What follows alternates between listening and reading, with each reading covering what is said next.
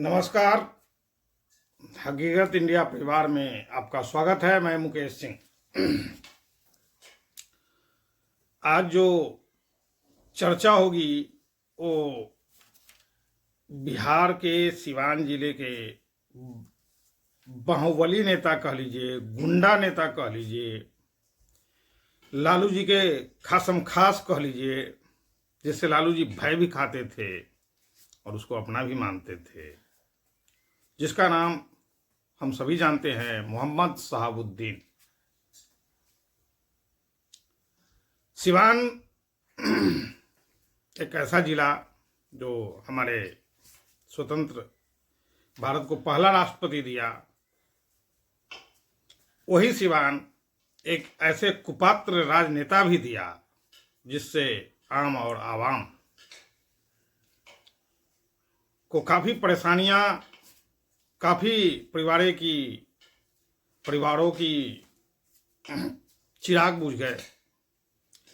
कितने लोग उसके आतंक से इतने खौफ में हुए जो सिवान छोड़कर चले गए, और कथित तौर पे उसे लोग बाहुबली कहते हैं, मैं उसे को गुंडा कहता हूं, जिसका नाम मोहम्मद शहाबुद्दीन। अब शहाबुद्दीन के बारे में मैं बता दूं, 2 बार विधायक और 4 बार एमपी रहने वाले मोहम्मद शहाबुद्दीन लालू जी के खासम खास। लालू काल में उस बंदे ने जो आतंक मचाया, जिसका जितना मतलब क्या कहें, मतलब निंदा की जाए उस आतंक को, वह कम। वह बंदा एक अच्छे खासे परिवार में जन्म लिया, प्रतिष्ठित परिवार, उसके बावजूद उसकी गतिविधियां रही है वह बहुत ही निंदनीय, बहुत ही दुखद, और आम जन के लिए वह इतना दुर्भाग्यपूर्ण नेता हुआ जिसको शब्द में नहीं कहा जा सकता। और मैं उसी की कहानी बताऊंगा, जो लालू जी ने कैसे कैसे सपोले पाल रखे थे, जिससे हमारे बिहार के जनमानस को, बिहार की जनता को बहुत सारी कठिनाइयों का सामना करना पड़ा। तो अब मोहम्मद शहाबुद्दीन की बात करते हैं। मोहम्मद शहाबुद्दीन एक ऐसे राजनेता जो पहली बार तो विधायक लगभग 23-24 साल की उम्र में ही बन गए, लेकिन जब से लालू जी का सहयोग मिला, वो आदमी आतंक का पर्याय बन गया सिवान के लिए। सिवान में वह अच्छे अच्छे परिवार के लिए वो सरदर्द साबित हुआ, और वह जब सिवान में आतंक का ऐसा पर्याय मचाया जो सिवान में दुकानदारों को कहता था, भैया तुम मेरा फोटो लगाओ, और फोटो लगाकर उसको अगरबत्ती दिखाओ दुकान खोलकर, ठीक है। और बहुत सारे कहानियां हैं उसके। एक अब कहानी मैं आपको बता दूं, एक चंदा बाबू बिजनेसमैन हुआ करते थे, उनके 4 बेटा और एक बेटी के साथ उनका परिवार सिवान में ही रहता था। वो व्यवसायी थे, और सिवान में ही जब उन्होंने अपना नया घर और दुकान बनाया, उसके ओपनिंग सेरेमनी में फीता काटने के लिए उन्होंने शहाबुद्दीन को आमंत्रित किया।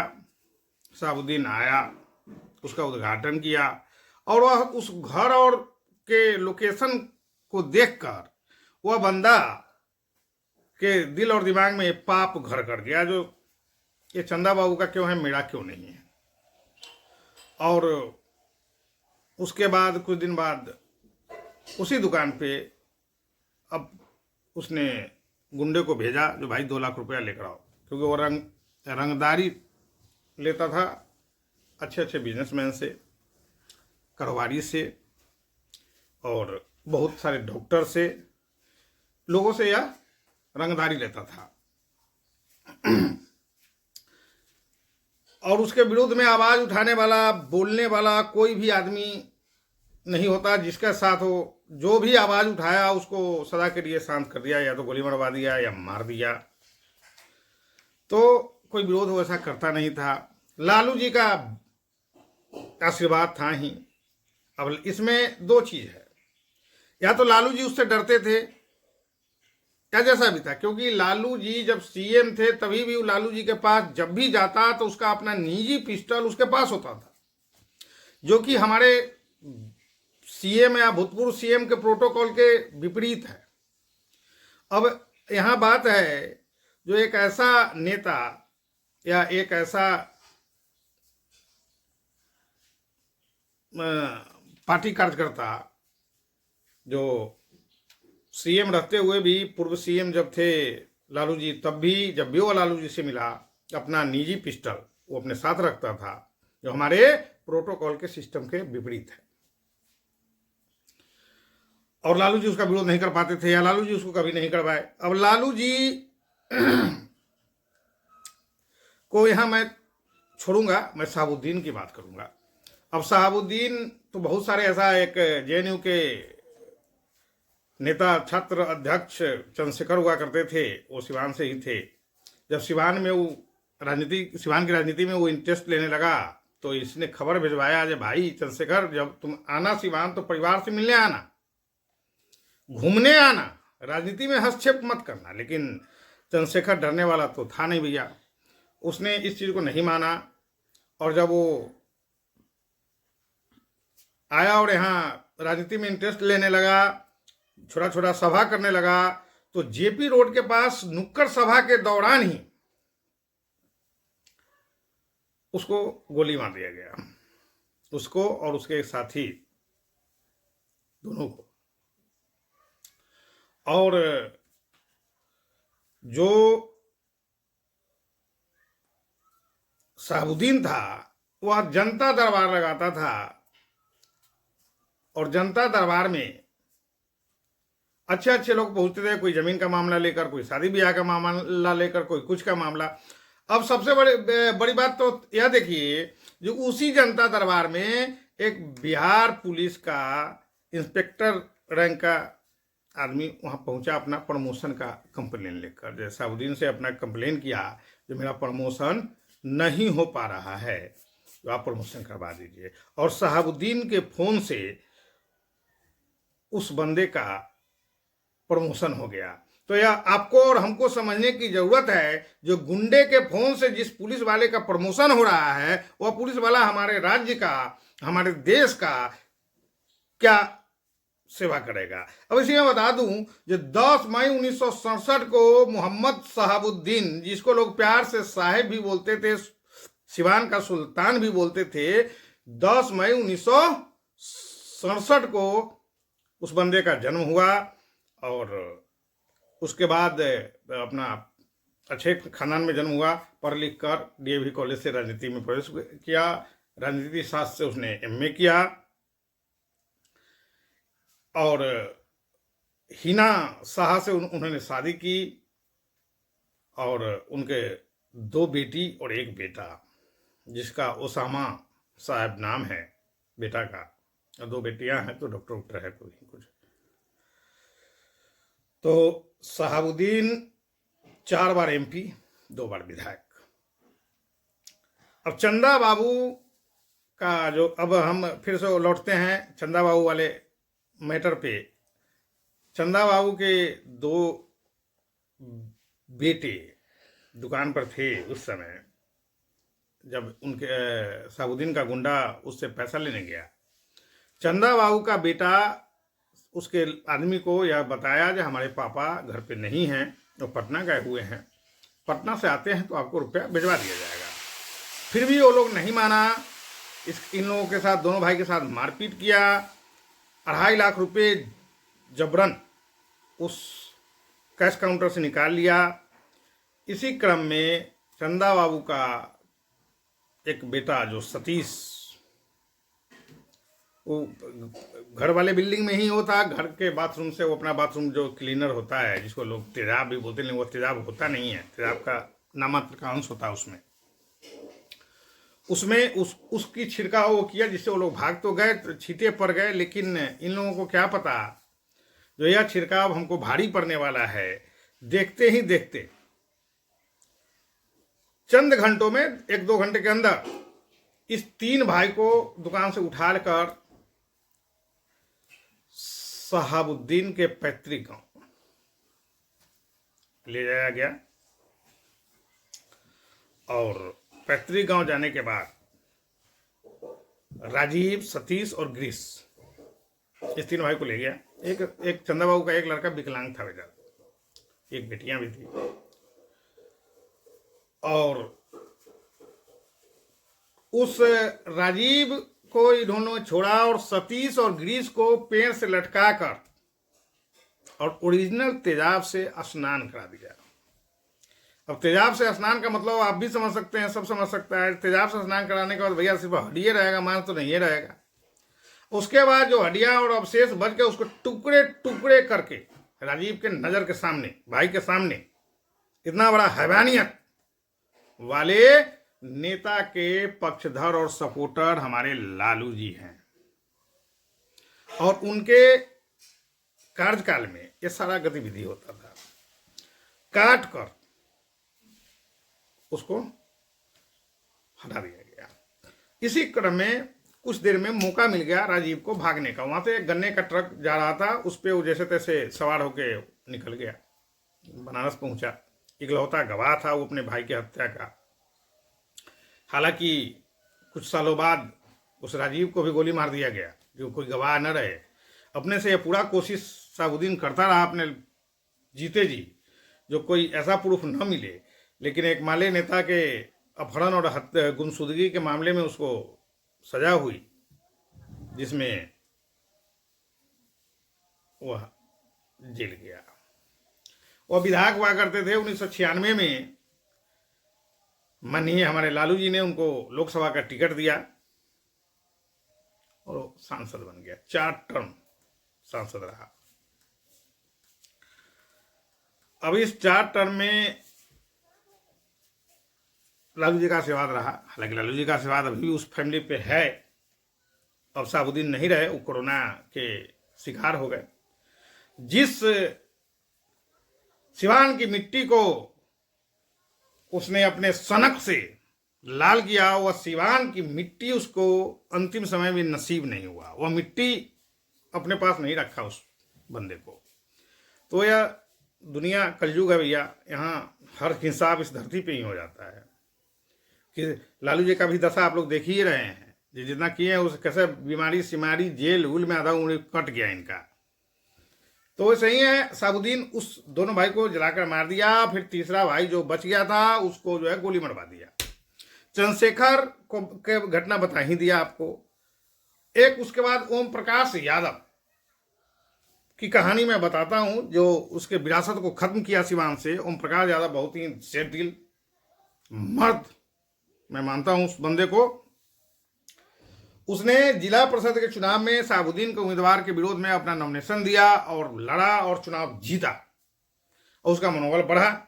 अब चेयरमैन के चुनाव में उसने हाथ आजमाया, लेकिन शहाबुद्दीन वहां उसका नहीं चलने दिया। पैसे के बल से, लाठी की बदौलत, मतलब शक्ति के उसमें काबू करके उस बेचारे को जिला परिषद का चेयरमैन तो नहीं बनने दिया। चेयरमैन के चुनाव के बाद ओम प्रकाश यादव को इसने बहुत मारा पकड़कर, मतलब जिसको अधमरा करना कहते हैं ना, वह करता है। लेकिन वह शेर दिल इंसान, इरादे का पक्का, दिमाग का मजबूत, वह ओम प्रकाश यादव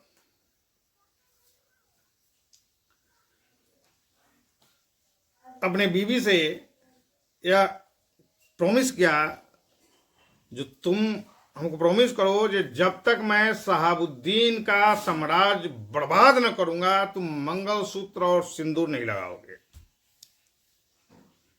उस बीवी ने सहयोग किया और एक वक्त आया जब शहाबुद्दीन की बीवी 2 बार उनसे चुनाव हार गई। और लालू जी का करीबी तो इतने थे, 1996 से 2009 तक समझिए बहुत ही, जिसको आप जो रिलेशन आप मान लीजिए, सारे कर्म कुकर्म में दोनों आदमी का आपसी सहयोग होता था। हिमालय कार्यकर्ताओं और सबको दबाकर अपना वर्चस्व कायम किया। बीजेपी कार्यकर्ताओं की भी हत्याएं की, हिमालय के भी हत्याएं किया। यह आतंक था। सबसे बड़ी विडंबना देखिए, जब 2016 के आसपास जब नीतीश जी तेजस्वी के साथ सरकार बनाए थे, उस समय इसको जेल से जमानत हुई थी। यह बंदा जब काफिला निकाला तो लगभग 150 गाड़ियों से काफिला निकाला, जो टोल टैक्स वोल टैक्स सब की धजिया उड़ाते हुए सिस्टम के यह सिवान पहुंचा था। और सिवान पहुंचकर इसने एक स्टेटमेंट जारी किया जो नीतीश कुमार मजबूरी के मुख्यमंत्री है। उसी पर किसी ने कंप्लेन किया, उसी को आधार मांगकर कोर्ट ने इसकी जमानत खारिज कर दी और तिहाड़ में बंद कर दिया। और तब से बेचारे तिहाड़ का आनंद लेते लेते कोरोना के भेंट चढ़ गए।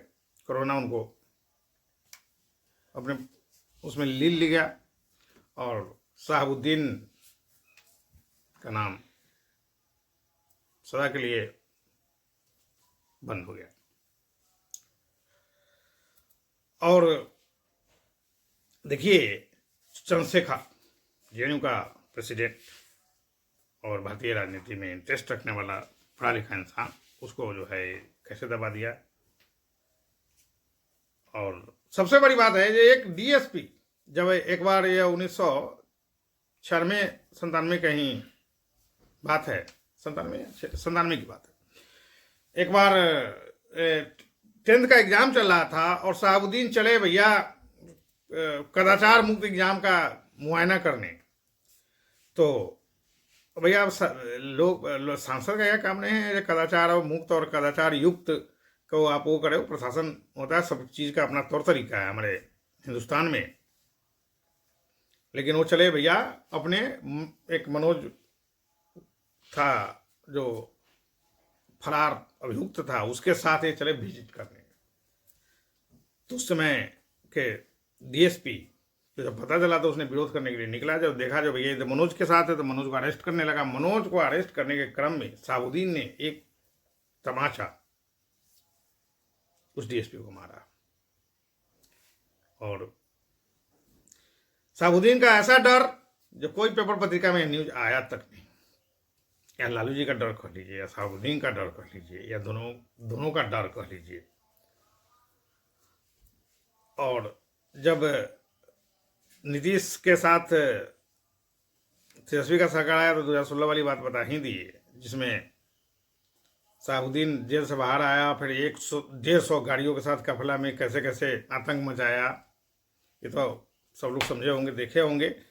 तो भैया मेरा फिर से एक बार यही कहना है, जो हम बिहार वासी, इसमें कहीं कोई हिंदू मुसलमान थे, हिंदू था, ऐसी कोई भावना, ऐसी कोई बात नहीं है। कोई भी अपराधी अपराधी होता है, गुंडा गुंडा होता है, आतंक आतंक होता है। जिसमें किसी जाति, उसने एक मुसलमान की भी हत्या किया है, ऐसा नहीं सिर्फ हिंदुओं को मारा है। और किसी का नहीं होता, किसी का सगा नहीं हो सकता। जो गुंडा है वो गुंडा है।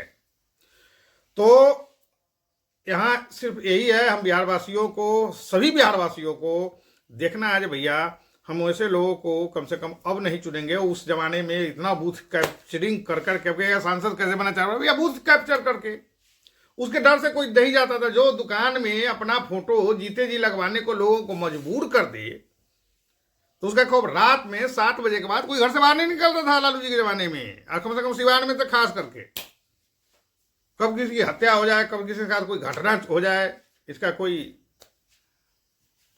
वो नहीं था। साहबुद्दीन का आतंक, जितना भी आतंक की कहानियां सुनाई जाए ना, और जिस सब का चरम है, मतलब हद है, मानवता नाम की कोई चीज ही नहीं रही उस सिवान में तब तक, जब तक साहबुद्दीन का हो रहा। और वो पुलिस से इनकाउंटर करना हो, बहुत सारा चीज, मतलब कहे तो सही, बहुत सारे ऐसे हैं जिसको ज़्यादा अभी चर्चा करने लगूंगा तो 2 घंटे भी कम पड़ जाएंगे भैया। तो थोड़ा बहुत आप लोग भी कोशिश कीजिएगा समझने का। कम से कम लालू जी के काल का और ऐसे ऐसे अपराधी नेताओं को समझने की ज़रूरत थी, ज़रूरत है। आगे भी, अभी भी हमारे यहाँ बहुत ऐसे लोग हैं जो जो कुकर्मों से भरे पड़े हैं और हम लोग उनको जय हो जय हो जय हो जय हो जय हो जय हो करते हैं। तो प्लीज़ हम सभी दिल दिमाग से आगे का फैसला करेंगे। आप सभी को मेरा प्रणाम है। जय बिहार, जय जुबा, जय हिंद, नमस्कार।